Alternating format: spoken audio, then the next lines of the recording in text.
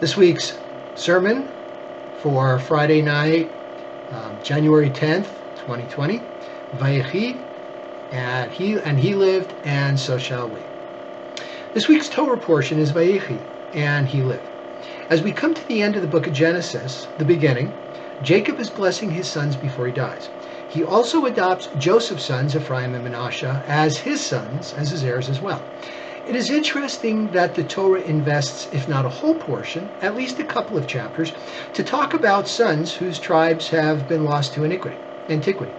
Since presumably the Torah was put together by sages many years after the 10 tribes of the northern kingdom of Joseph, it's been called Joseph. As parenthetically, yes, I've seen it called the northern kingdom called Israel. The Eitz Chaim Chumash actually calls it the kingdom of Joseph.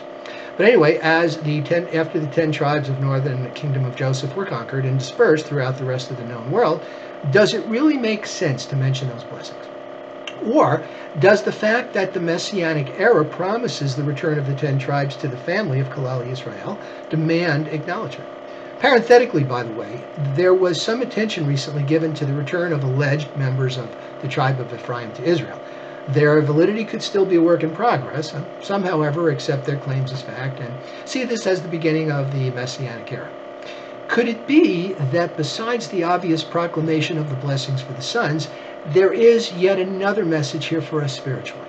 After all, the name of the Parsha is "and he lived." So perhaps besides being blessings for the son who became the progenitors of the tribes with similar characteristics, this is advice for us today as well. So just as Esau and Jacob came from the same parents and exhibited completely different personality traits, so too did the 12 sons and the 2 grandsons come from half of the same gene pool. While there were 4 mothers, or 5 if you include Athenes, who was Joseph's wife, at least half of their essence came from Jacob. And just as Esau and Jacob represented 2 parts of our life force, bad and good, respectively, perhaps these sons represented 14 different aspects of who we are as a people, and even as individuals.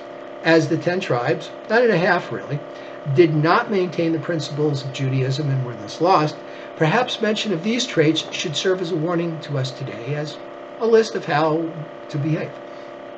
So let's look at some of these characteristics then and see how they may relate to who we are as a people.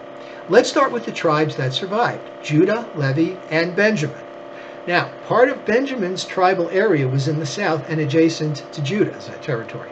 Consider the Megillah of Esther. This took place in Babylonia during the period between the 2 temples, after the destruction of the first and before King Cyrus allowed the Jews to build the second. One of the main characters of the story was Mordecai, who was from the tribe of Benjamin. Some of us may actually be Benjaminites then. Judah is the lion's whelp, the scepter shall not depart from Judah. Judah is the main tribe that survived, and hence that our religion is called Judaism, and we are known as Jews. Many sages have stated that our mission in life is tikkun olam, repair the world. Our culture is based on helping the poor and weak of society, even caring for the dead who cannot do anything for themselves nor return our kindness. We thus take the lead in showing the world mercy and justice, just as a king governs his people to serve them in the highest manner, or at least theoretically. Simeon and Levi, cursed be their anger. We have been called a stiff-necked people. After God showed us himself and care for us out in the desert, we still resorted to idolatry and challenged our leaders. Even today, some of the infighting that goes on within us about how we feel about the state of Israel and other political matters shows us that maybe not much has changed. Maybe even now more than ever, we need to heed those words. And while we can agree to disagree, we need to get along. Benjamin is the wolf that raveneth. Some will call it miraculous that Israel has been able to fend off many attacks and invasion into the country.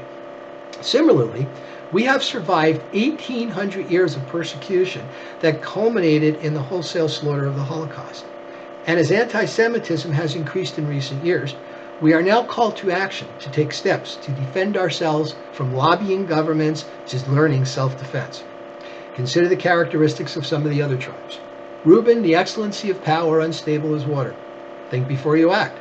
Dan shall judge his people and be a serpent on the path.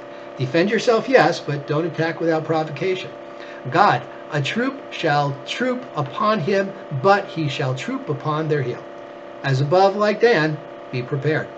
Asher, his bread, another lechem can also be used to mean food, shall be fat, and he shall yield royal dainties. Be productive. And by the way, Israel is one of the top technology countries. They have the most technology companies in the world. So be productive. And the English translation, by the way, is from the Sonsino edition of the Chumash. And as a perhaps quick summary, control your passions and focus on the good things in life. Strive for excellence and defend yourself, but don't go to extremes. And act appropriately to the situation. Consider also that these blessings, this advice, comes as a prelude to the written Torah being formally given to Moshe Rabbeinu on Mount Sinai. Perhaps these blessings were the precursor of what was yet to come.